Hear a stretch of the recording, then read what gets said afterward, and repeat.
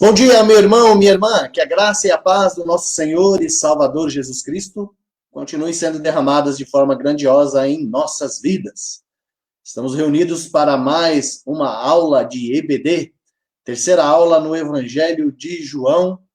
E nesta manhã nós teremos professor diferente. O professor desta manhã será nosso querido irmão Paulo José. Estou aguardando somente ele adentrar a nossa transmissão aqui para fazer a aula. Muito bem. Nosso irmão Paulo já está chegando e eu quero convidar todos os irmãos e irmãs que puderem estar conosco nesta transmissão, nesta EBD, que você seja ricamente abençoado. Deixa eu adicionar aqui nosso querido irmão Paulo. Bom dia, meu querido irmão Paulo. Tudo bem? Tudo bem, graças a Deus. Que bom. Boa. Neste momento. Nós vamos orar para pedir orientação do Senhor em nossas vidas, para que Ele nos abençoe, nos fortaleça, nos ajude na nossa caminhada e possamos compreender a vontade do Senhor para cada um de nós. Vamos orar? Pai nosso que estás no céu, louvado e engrandecido seja o teu santo nome.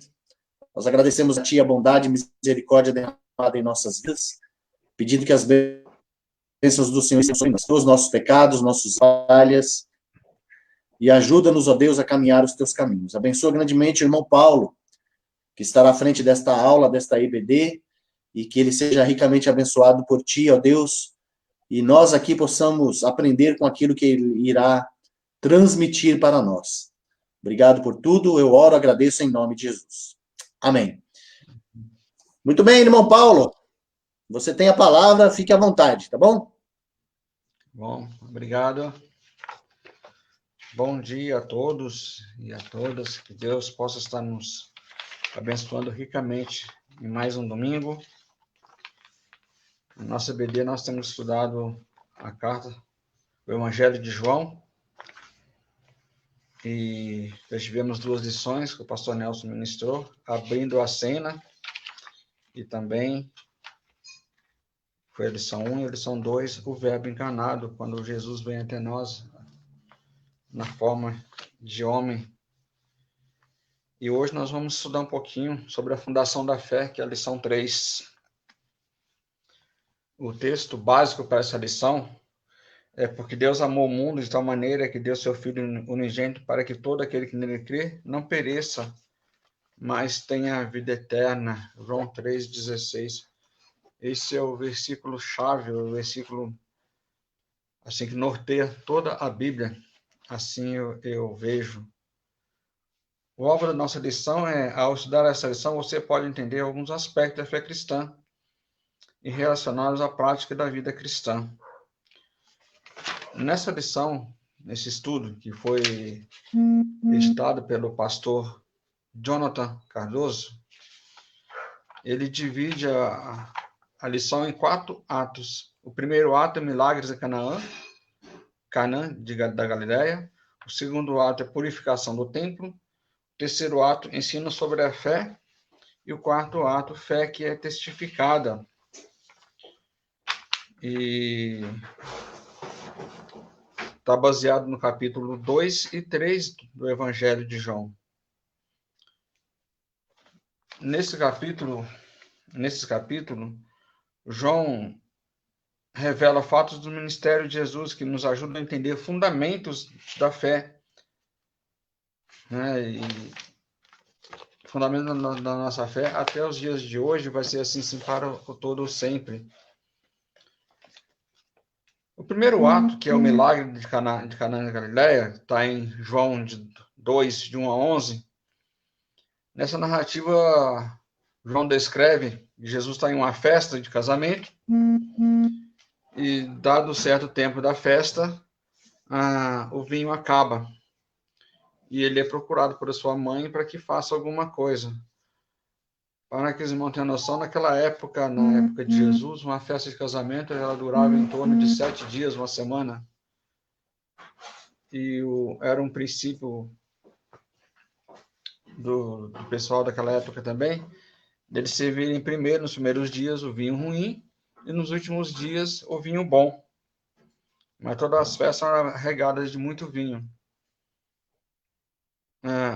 Jesus articulou para revelar seu poder. Acabada a bebida, Maria se dirigiu a Jesus e disse: Eles não têm mais vinho. Maria era amiga ou parente próxima dos noivos.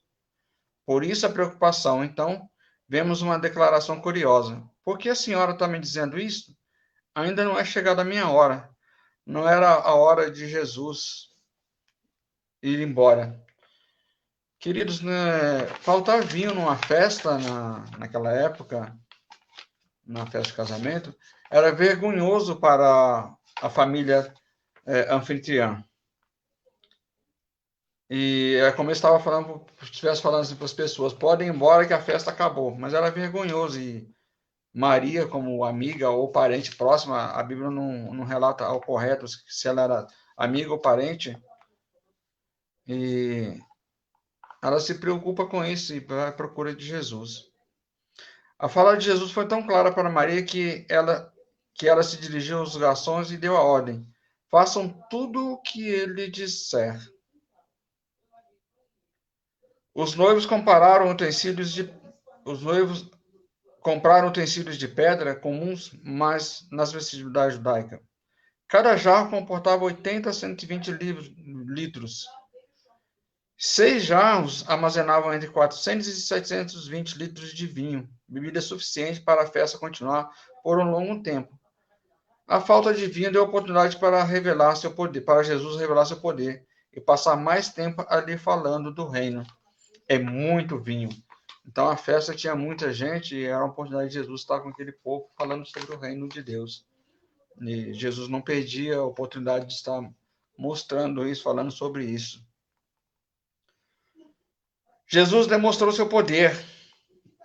Para produzir vinho é necessário um processo longo até o produto final. Porém, nesse caso, toda a ordem natural do processo mudou pelas mãos de Jesus. Ao provar aquele delicioso vinho que pouco tempo atrás era apenas água. O encarregado da festa dirigiu-se ao noivo e questionou por que serviu melhor vinho no final. Não sei o quanto você sabe sobre produção de vinho, eu não sei muito, mas eu sei o suficiente para dizer para você que é demorado para produzir um vinho.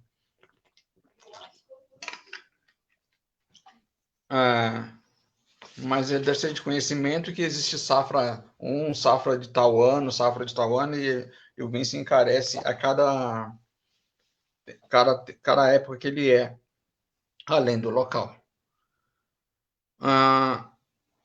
E Jesus produziu o melhor vinho que o encarregado da festa, que o mordomo, poderia ter tomado até tal momento, né? Então, glória a Deus por isso, porque Jesus produziu vinho. Vamos deixar bem claro, Jesus, ele fez o vinho. A Bíblia não fala em momento algum que ele estava tomando vinho, tá? Em momento algum para Jesus estava tomando vinho.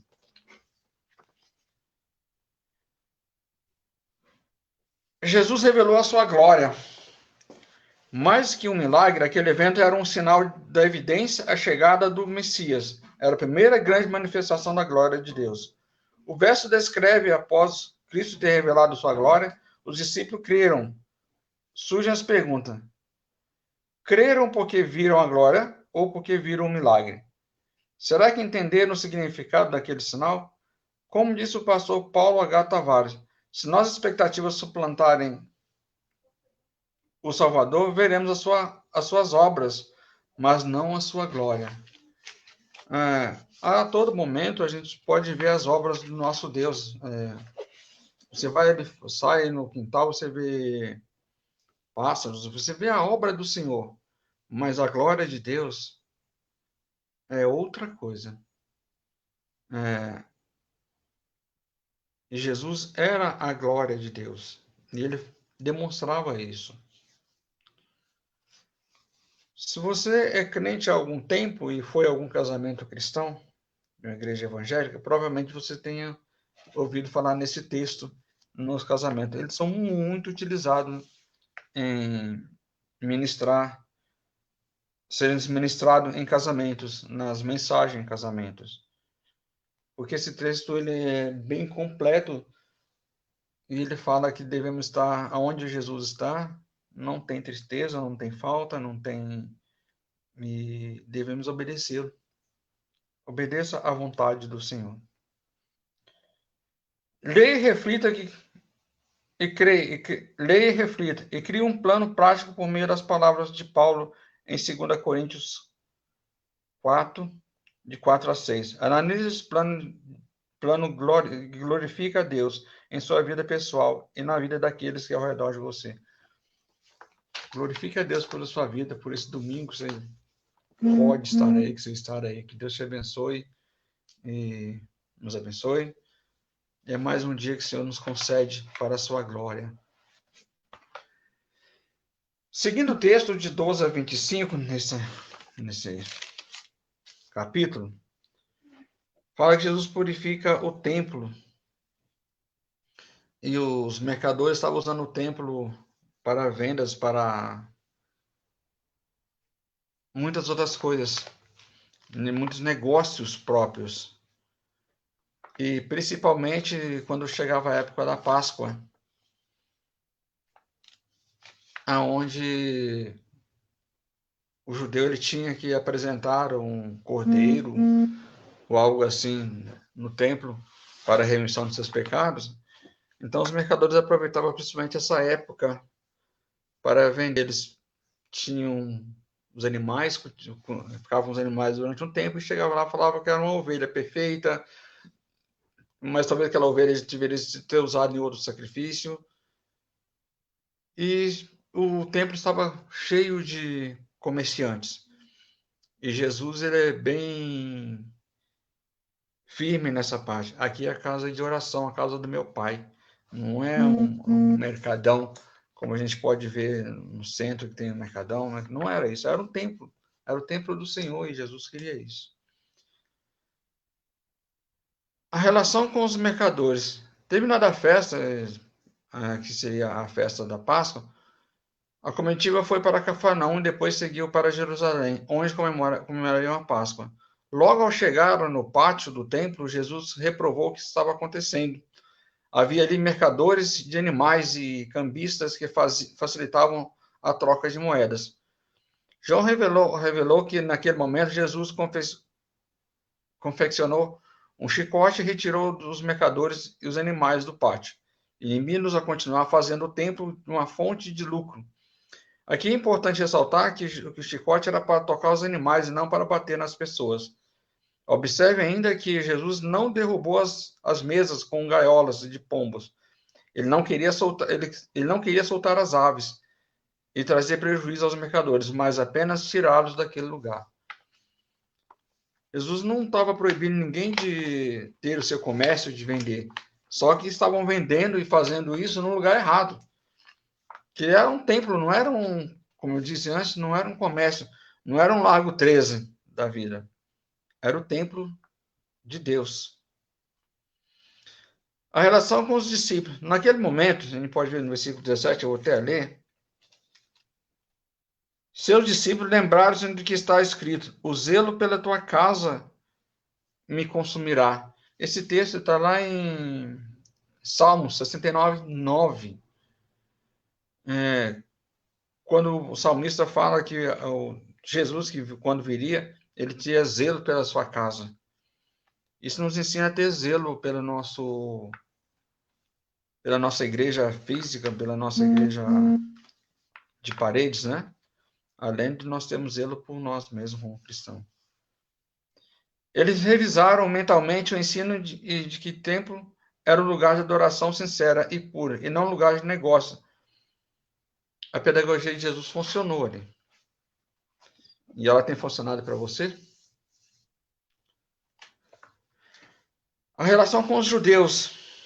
E os judeus, eles gostavam de usar ali para ter os seus lucros, né?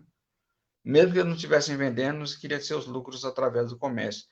Eis que surgiram os líderes da comunidade judaica e indagavam: que sinal você nos mostra para fazer essas coisas? Eles reivindicavam a confirmação da autoridade de Jesus para aquele ato. Jesus respondeu: foram os enigmáticos destrua esse santuário em 3 dias e eu o levantarei. Aquele causou espanto ao judeu. Este santuário foi edificado em 46 anos e você quer levantá-lo em 3 dias? João então explicou a palavra de Jesus. Não se tratava do templo de Jerusalém, mas do próprio Senhor Jesus. João concluiu mostrando que realizou muitos sinais miraculosos ali e que fez com que muitos acreditassem no seu poder. Porém, parece que aquela fé estava centrada no que viam e não no Cristo como Messias. Quando Jesus fala sobre destruir o templo e ele reconstruir em 3 dias, ele estava falando quando ele seria morto, que em 3 dias estaria ressurreto. E isso vem a acontecer e aconteceu para a glória do Senhor e só por isso nós estamos aqui, só por isso nós temos a salvação em Cristo. Se ele não tivesse voltado dos mortos, não teríamos isso. Para hoje, não concentre suas confianças em Jesus pelos sinais miraculosos que ele fez, mas pela glória que lhe compete, por ele ser Deus. Em seu momento devocional, separe um tempo para refletir na pessoa de Deus Filho e para adorá-lo por sua glória e seu ser. Jesus é Deus e ele veio e viveu como eu, viveu como você vive, para nos resgatar. Mas ele é Deus pleno. O terceiro ato nessa lição de hoje é ensino sobre a fé, que está no capítulo 3. Se você tiver como, leia o capítulo 3, é um texto mais longo, para nós não estamos lendo agora, mas eu gostaria que você estivesse lendo esse texto. O Evangelho todo de João, porque é um evangelho tão bom de se ler, ele é um evangelho que faz você se sentir tão próximo do que Jesus realizou, do que Jesus é. Os outros evangelhos é mais histórico do que aconteceu, mas o evangelho de João ele é mais pessoal. João escreveu é mais pessoal. O texto, o terceiro ato, 3, de 1 a 21, trata principalmente do encontro de Jesus com Nicodemos, no qual podemos aprender pelo 4 aspectos sobre a fé. Não sei se os irmãos lembram que ali Nicodemos vai procurar Jesus. Ele era um fariseu, conhecedor da palavra, muito conhecedor da palavra, porque ele era um dos líderes do Sinédrio. E ele foi procurar Jesus para saber sobre os sinais que Jesus fazia, e que estavam de acordo com a Bíblia, mas ele, de acordo com o Antigo Testamento, mas ele não concordava. Então ele queria tirar essas dúvidas. Eu leio a Bíblia há um bom tempo, estudo bastante, e tantas são as dúvidas. Bom, graças a Deus que hoje nós temos estudiosos que nos trazem estudo como esse, que é simples, mas já nos ajuda a entender. Mas os sinais de Deus, os sinais de Jesus, eles estão aí a todo momento. Como os demais, ficou maravilhado, porém sem entender o significado mais profundo da mensagem de Jesus. Você já entendeu a mensagem de Jesus que ela traz lá no fundo, o que ela quer realmente? Entretanto, é possível perceber que houve desejo sincero de aprender mais sobre a fé. Foi a primeira vez que o Senhor falou sobre o novo nascimento. O nascimento natural ocorre pelos homens, mas o nascimento espiritual vem de Deus. Nicodemos é o perfeito exemplo de alguém dedicado à religião, mas que não entende o verdadeiro significado da fé. Quantas pessoas estão nas igrejas, não vou falar nem na igreja, que seguem alguma religião, alguma denominação, e não teve um real encontro com Jesus Cristo, com o nosso Deus, né? É mais do que se pode imaginar. E tem uma passagem que, acho que é Mateus mesmo, que fala que Jesus fala assim, afasta-te de mim que eu não te conheço. Né? Existem muitos que estão ali, mas não conhecem o Jesus. Não teve uma fé em Jesus Cristo como Salvador. Acredita que ele é Deus, acredita que ele pode isso, mas não crê que ele salva. A segunda fé que nós podemos ver nesse texto é a fé regeneradora. Jesus aproveitou a indagação para explicar a regeneração em termos diferentes. Observe que neste texto Jesus falou usando uma linguagem mais apropriada ao contexto do Antigo Testamento. Na prática, Jesus facilitou o entendimento de Nicodemos. Água significa necessidade de purificação.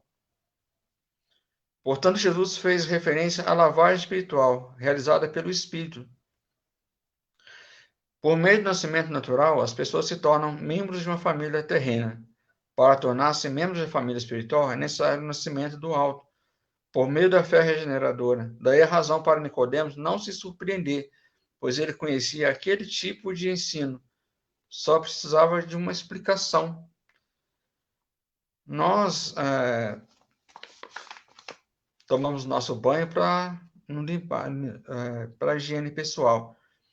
E agora, na época de Covid, volta para nós assim, algo que a palavra de Deus sempre falou, que é higiene, né? E agora nós temos que estar sempre nos limpando nossas mãos, lavando com água e sabão, ou passando álcool gel, para evitarmos a contaminação. Mas você pode passar água e sabão, álcool em gel, para limpar seu corpo, mas limpar espiritualmente só o Espírito Santo de Deus para fazer isso. Tá? De forma provocativa para o bem, Jesus falou algo ainda mais difícil para Nicodemos.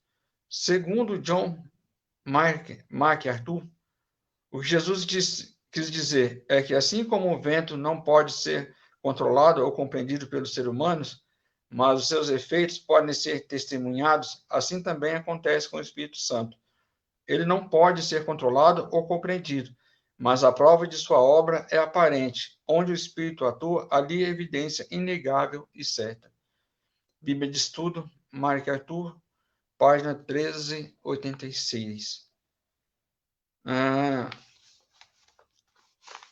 Os irmãos todos conhecem o efeito que o vento pode fazer, né? Você coloca uma roupa no varal, por exemplo, para secar. Se estiver ventando, ela seca muito mais rápido.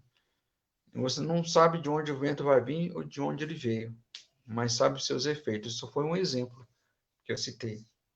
Poderíamos citar outros exemplos. A fé salvífica. Então Nicodemos perguntou: como pode ser isso? Era de se esperar que Nicodemos não entendesse. Como mestre, ele conhecia o Antigo Testamento, mas aquela linguagem estava distante da sua compreensão. Por isso Jesus questionou o seu conhecimento.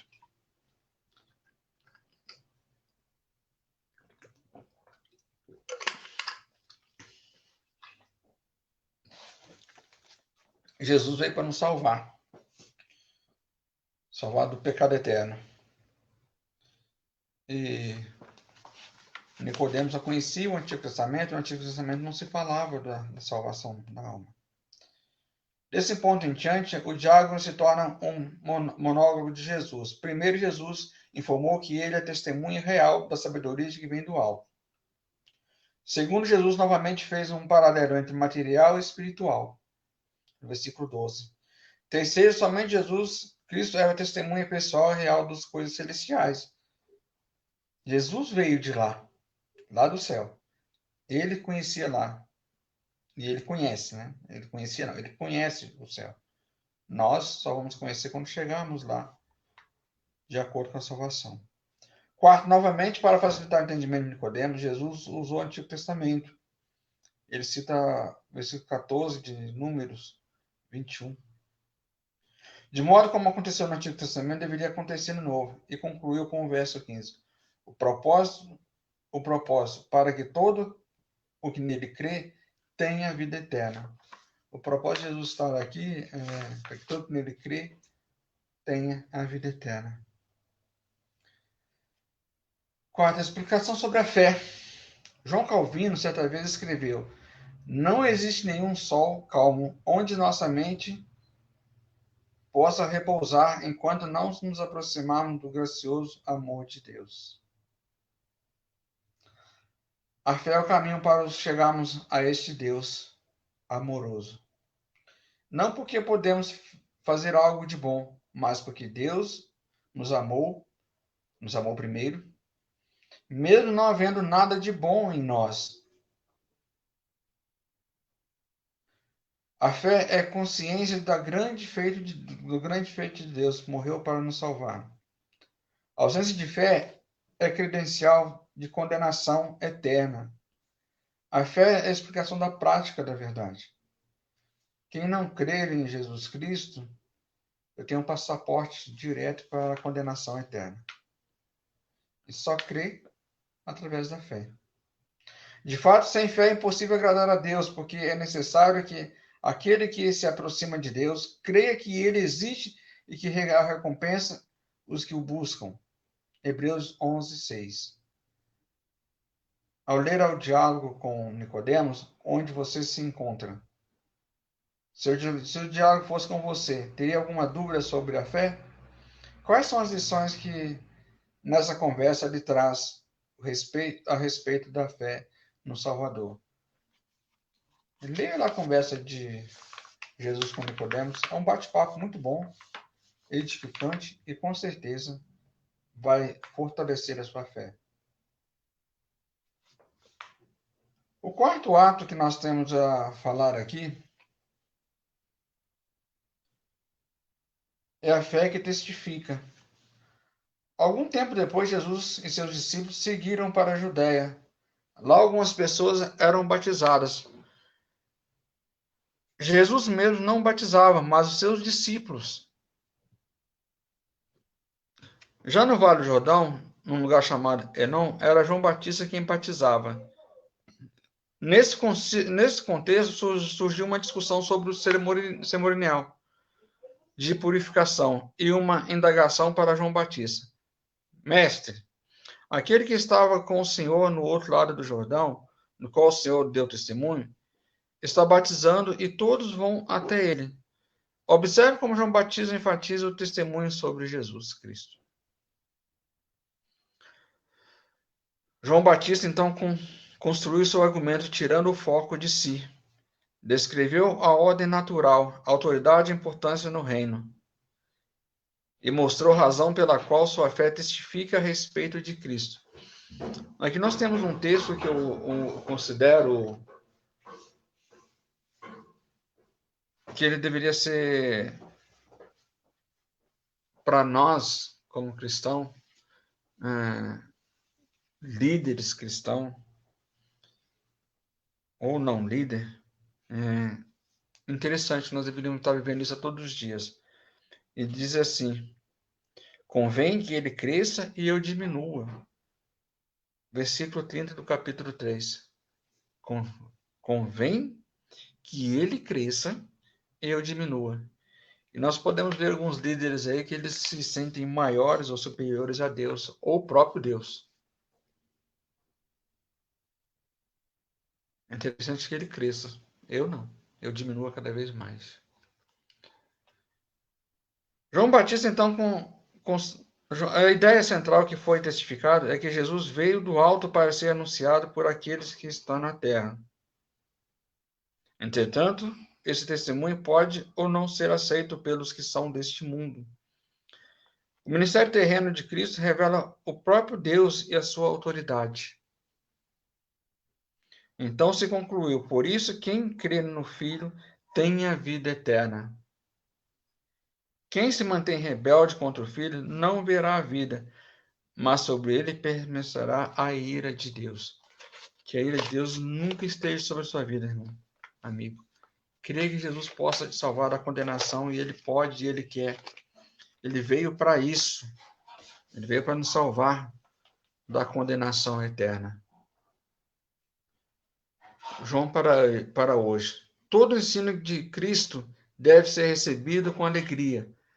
Receber a mensagem de Jesus implica em aceitar a autoridade plena de Jesus sobre si. Essa é a nossa fé. Como você tem se regozijado na fé do Senhor? Lhe deu em seu dia a dia? Procure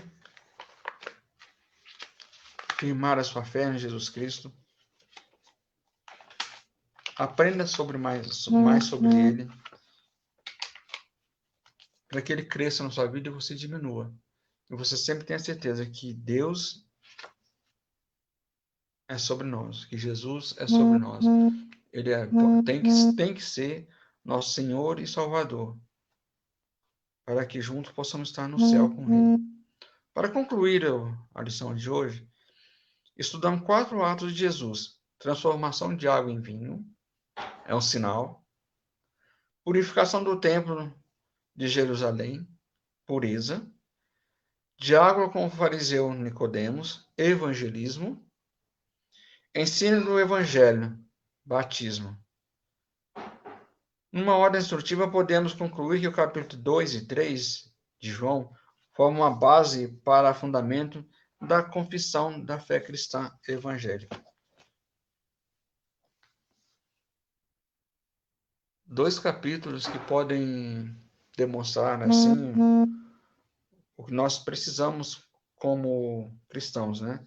Primeiro é receber o sinal e aceitar Jesus Cristo como o Senhor que Ele é.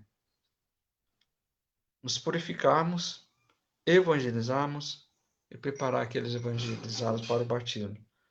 Que Deus possa nos abençoar, nos fortalecer, nos ajudar a ter entendimento da sua palavra.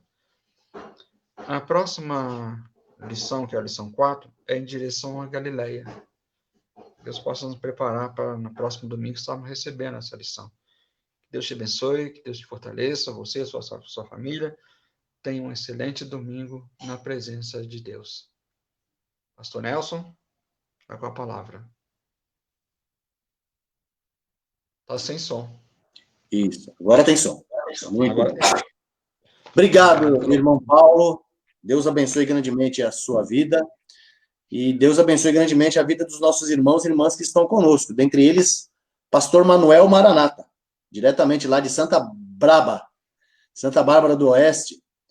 Pastor Manuel, obrigado pela presença conosco nesta manhã. Que Deus abençoe grandemente sua vida. Nossa irmã Francinete, muito bem, lá do Ceará, lá de Juazeiro. Obrigado, irmã Francinete. Logo, logo estará vindo para cá também, né? Estará mudando aqui para Paulínia. E Paulínia é perto de Santa Bárbara, ali na região de Campinas. Deus abençoe grandemente nossa irmã Francinete. Deixa eu dar mais uma olhada aqui.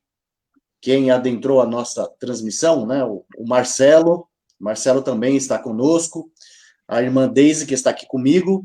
A nossa irmã Osana. Nossa irmã Juliana. O Leandro, que também está conosco. O Mesaque. E se por um acaso eu estou esquecendo alguém, por favor, me perdoe, porque é o que está aparecendo aqui para mim, tá? Né? O meu primo Douglas, lá do Japão. Olha só que lindo, né? Meu primo Douglas, lá do Japão, nos assistindo. A Tatiana Soares também conosco aqui,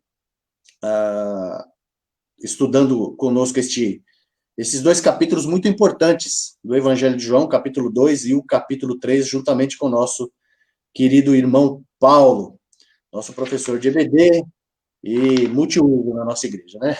Deus abençoe grandemente, viu, Paulo? Nós vamos orar, agradecendo a Deus. Pastor, antes da oração, nós temos alguns avisos, né? Sim. Na quarta-feira, por exemplo, nós teremos uma ação social na igreja a partir das 9 horas, juntamente com a enfermeira Jaqueline, da UBS de Jardim Magdalena. Teremos também um momento agradável ali. E nós já temos algumas famílias que estarão recebendo algumas cestas básicas. Deus possa abençoar essa atividade. E na quarta-feira à noite nós teremos a mensagem com o pastor Harrison, acho que é Harrison. Ele é do projeto missionário no Ceará. Ele estará conosco, trazendo a mensagem de quarta-feira. Então, os irmãos estão aí todos convidados a estarem prestando um culto juntamente com ele, né? Deus possa nos abençoar. Isso. Estará conosco, então, a UBS do Jardim Magdalena, nos auxiliando ali, né? Nós vamos entregar algumas cestas básicas. Algumas pessoas questionaram, poxa, mas a igreja está fechada para eventos presenciais e vai abrir para ação social, né? Algumas pessoas acharam que há uma incoerência. Não é incoerência, não. Nós, paulatinamente, vamos abrir a nossa igreja. A gente não vai abrir de uma vez. A gente vai abrir aos poucos. Alguns questionaram assim, mas os membros da igreja não podem ir, mas os de fora podem. A igreja, ela existe para os de fora, não é para os de dentro. Muita gente acha que a igreja existe só para os de dentro. A gente precisa tirar essa ideia da cabeça, né? A igreja, ela existe para os de fora. A palavra eclesia, de onde vem a nossa palavra em português igreja, quer dizer a assembleia dos de fora, não é os de dentro. Infelizmente, criou-se o costume de achar que a igreja existe só para os que pertencem a ela, né? Se tornou um clube cristão. É lamentável isso, mas não é essa a nossa ideia. Nossa ideia é abrir a igreja na quarta-feira. Teremos poucas pessoas.